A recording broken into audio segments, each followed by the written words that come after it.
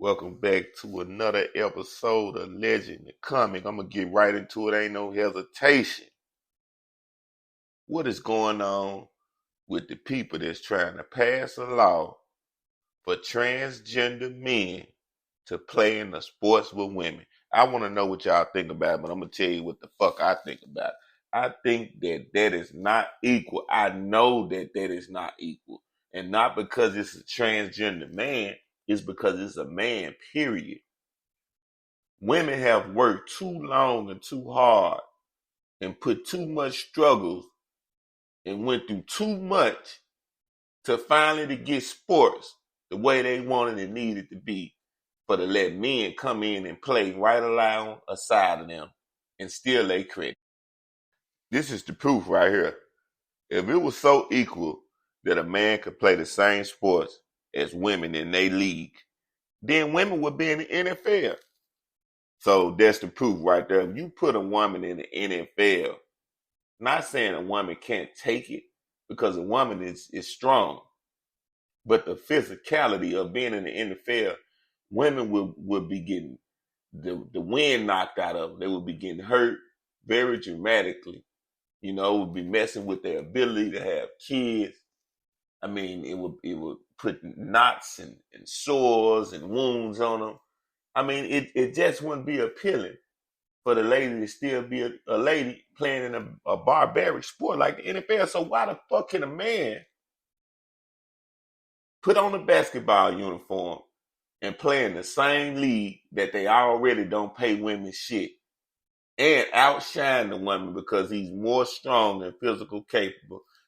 We have to admit women have some limits, and the only limits that women have is the physical part of it. As far as mental thinking, a woman can outthink a man any day. They can beat us. That's right. I said it and I meant it and I represent it. But when it comes to being physical, that's another lane. That's why it's a man don't supposed to hit a woman. That's why that's a big no-no. That's why they'll throw your motherfucking ass under the jail for doing it. So it applies to sports. But see, we living in a world of sick politicians that want to pass laws that don't make no sense logically at all. So now we're going to be depriving our beautiful ladies of getting awards, winning championships, the minute if this type of shit happens. But my big thing in question is to you ladies, the way that y'all been fighting so hard for women's rights and fairness, y'all better not let this shit. If y'all let this shit pass through, don't say nothing to us no more about taking care of kids, responsibilities, securing you, being security for the family. That's right. If you let the government, god damn it, take over and pass a law that can basically make everything y'all been working so hard for don't mean shit no more, then don't say nothing to me. I think it's time for a million woman march for all the women across America to come together and hold hands and join forces and go let these motherfuckers know that this will not be accepted in the women's community. And while y'all doing that, we need to make sure that the NBA start paying these women millions of dollars per year versus 100,000, where women like Brittany Griner got to go over to Russia and end up getting locked up for some weed that's marijuana, a herb that grows out the ground that you smoke, because she's making little bitty money over here in America playing this sport at the top of her level. She has to go to another country just to get more money. See, all this could have been avoided with Brittany Griner if y'all were treating the women right. America is doing the women wrong. And women, we need to wake. Y'all got to, what I'm saying, I'm a man. But women, y'all got to wake up with us men and put an end to this shit. Look at how the men swing their elbows in the NBA and the basketball game. They go up, they grab the ball out of the air for a rebound. They come down, they swinging their elbows. Just get out of my way, nigga. I need some room. Back up off me. They can't do that shit in the game with a woman. They'll knock a woman out. They'll hurt a woman. When another man hit another man in the NBA game, they damn near halfway kill a man. So just imagine a woman, and they shouldn't be subjective to that treatment all because a man wants to cheat. That's basically what it is. You making a law for a man could cheat and be a coward and outplay and outdo a woman. That's some weak shit. It's fake. It can't happen. We can't let this bullshit happen. Now Suge Knight is back in the motherfucking news. I'm sick of this nigga here. Suge Knight, just relax, do your time, try to get back out to the streets.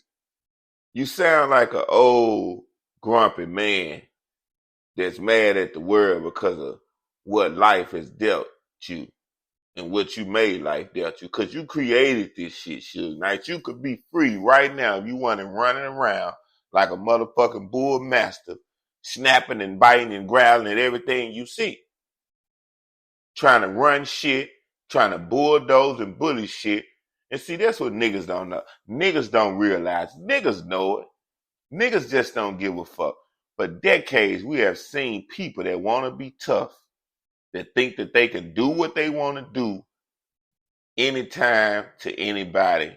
We've always seen these type of people at some point get fucked up and get made an example out of. It's never gonna stop. So the next nigga, the next man, the next individual that's listening and planning to think that he's gonna take over and run shit and run people and run over people and people just gonna sit back and do it, you're gonna be another Suge Knight. Nobody is not gonna be able to do that. It's not gonna work for no human being. I don't know what's wrong with you motherfuckers, but let me get into the story. Nigga, you don't run your neighborhoods, you don't run your block, you don't run your city. None of you niggas, nowhere in America. Nigga, all you do is run them shoes that you tying on your feet. The minute you go out there thinking you run some, shooting up shit, sending 20 niggas to go rob this person, do this, nigga, the destruction and the demise will begin. Nigga, I've been seeing it before time. It's going to go on after time. And it's just the way it's set up. Now, Suge Knight says Snoop Dogg owning Death Row is fine by me. That's if he legally bought it, is what he said. Then he said, I have no hard feelings about my ex-protege, Snoop Dogg, swooping in to buy Death Row Records, the label he co-founded.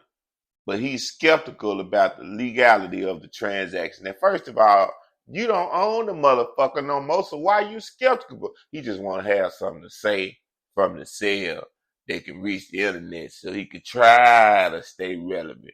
I understand, Suge, but it's bullshit. Now, the incarcerated ex-music mogul told TMZ personally he doesn't feel like it's really Death Row without his name attached.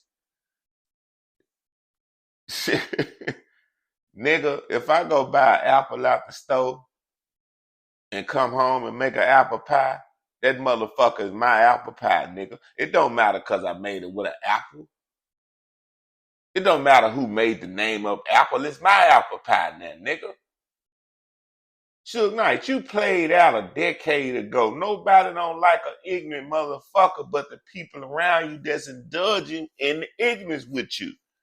And nigga, you should have been to realize this after being locked down. You should be talking educational, motivational, trying to make a big power move to show the world and the industry that you done redeemed yourself. Instead, you steady showing that the person you was, nigga, when you went in is the nigga you gonna be when you get out.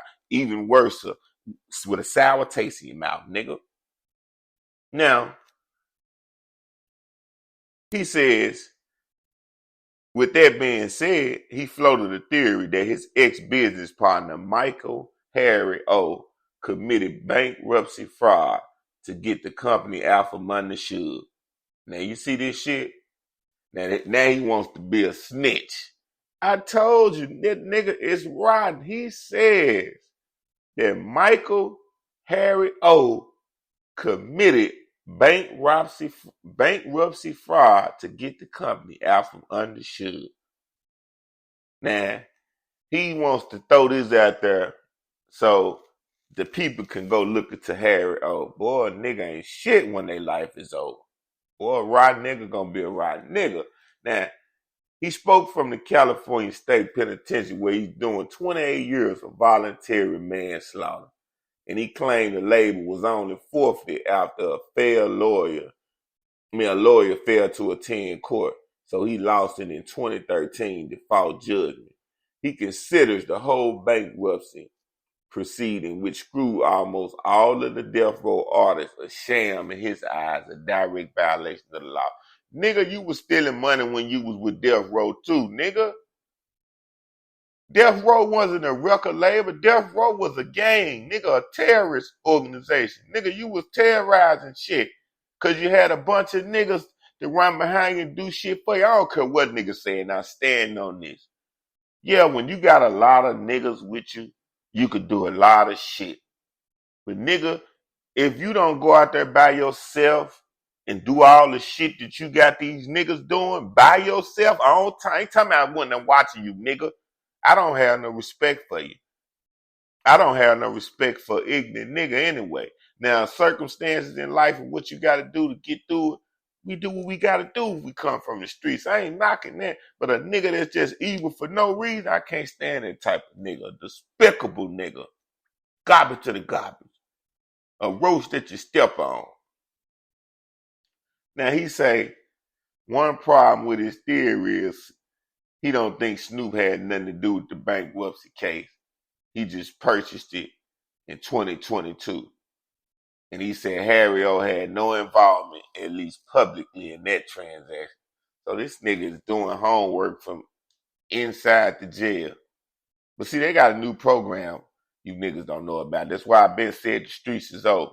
This new program is somebody you know can be on the street while you locked up, can get information about people that's committing crimes, snitch on them for you, and get you to come home from jail. I hope it's a hustler somewhere across America, somebody, son, daughter, cousin just heard this and go tell all the niggas you know hustling about this new program they got and let niggas know the streets is over and the streets ain't safe. And nigga, you could get snitched on by somebody that ain't even going to court.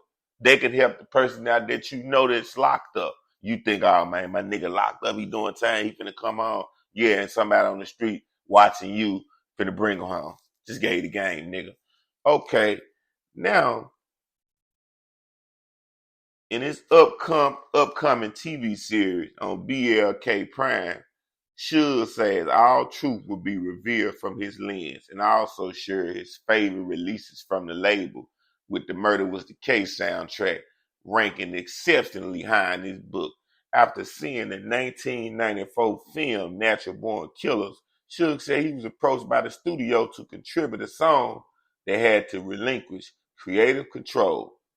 To counter, he framed a non-existent movie around Snoop and recruited the likes of Dr. Dre, Ice Cube, and DJ Quick for the banging soundtrack. Now, this shit is crazy. It's crazy because sometimes people just don't want to let stuff go. But it's good to see Suge Knight got a documentary and a series going on, a movie that's going to be focused on them. So that let me know he's thinking about getting the money, and focus. And that's what you need to do, Suge Knight. Focus on making you some shit like Big Meech, man, and a lot of other the famous, legends that did a little something in the streets, man, and did some big shit too, little and big, If you had a name, then you had a little fame. You just got to get the right directors and producers around you to tell your story. But I'm gonna move on to something else. It's hot. It's getting hot already. Sometimes it's cold. It's finna get hot. And I want people to know that if your body not made the right way, don't put on the wrong outfit. Come on, I'm riding down the street. I see a lady look like she a hippopotamus. About a good 425. And all hit me in the face is a thumb squeezed off in her ass crack, sticking out a little mini skirt, and she bent though, just giving the world a good moon. I said, what is she doing? And why would you even come out the house like that? That is for the man that like to see you like that. That ain't for to come out in the world and harass people. That is not appealing. I mean, when it's big and wide like that, the first thing I'm gonna think is, do she even know how to clean it right? Do she know how to get all the cracks and lift all the flaps and get between all the creases and all the rolls? Or is it sour as spoiled baby's milk up under that thing? That's the first thing I said when I seen it. I said, what is all that? Now, if it's fresh, I might can give you a pass, but it ain't for me still. I'm just saying. But it's hot. It's 90 degrees. I know that thing ain't fresh. I know you've been sweating in your mustard. I mean, come on, don't do people like that. I can already tell now, especially with all this extra confidence that the internet is giving people, you finna have some sumo wrestlers out here with booty shorts on, booty smashed in like a pancake, knowing they ain't got no curve. You gotta be big, thick, and curvy to show that big booty. If you ain't a big, sexy lady with nice curves and a pretty face, you can't be out there like that. See, they got big, beautiful women. They call them BBWs. And then they got some BNWs. That's called a big, nasty one. Matter of fact, it ain't BNW. It's called B&M. Big, nasty motherfucker. And that ain't what we want to see. We want to see big, beautiful women, little, beautiful women, medium, beautiful women. We don't want to see a little nasty motherfucker. They got some of them too. Stick body, toothpicks, ain't got a piece of meat on their body. Ain't got a nerve to put on booty shorts too. Do you know how deformed your body look when you do that? I mean, look, it looked like a cartoon character from the 1990s. It looked like that you've been doing drugs for 30 years when you a toothpick and you don't have no booty to put the booty shorts on. They not meant, booty shorts are meant for nice looking booties. It's not meant for a pancake. It's not meant for a saggy waggy. Now, if your man tell you, hey, baby, go get this particular outfit that'll look good on you, you go get it and put it on and stretch your stuff for him. I ain't telling you that. But don't put no outrageous stuff on experimenting. Because somebody that told you on Facebook you look good and you really don't. But they done tricked you. And now you finna say, I can wear anything. This nigga on Facebook say I can wear anything. The nigga lied to you. The nigga at home with his cousin, no money, don't know which move we gonna make next. So he telling anything he see look like something, a lie. Hoping that he can get an opportunity in life with you. Because he don't know what he gonna do with his life. So of course he gonna tell you that you look like something. And I ain't here to kill people's self-esteem or their dream. But I'm here to tell you the reality. If you don't have that type of figure, just put some on that's suiting to your figure. That's all I'm saying. You just tune into Legend and Comics Show on a Monday night. I hope you're doing all right, goddammit. I hope life treating you good. I hope you done work smart and not hard. You relaxed. You done took your shower. I hope you done got fresh and you're sitting down and you're relaxing. You know, you're putting some good herbs in your life, some good red wine, and so you can stay fine. You know, you're uplifting your spirits. You got a bigger plan that's coming for you. And I hope you get properly resonated for it. You know, I hope you're scheduling your appointment at the right time for your success. Until the next time,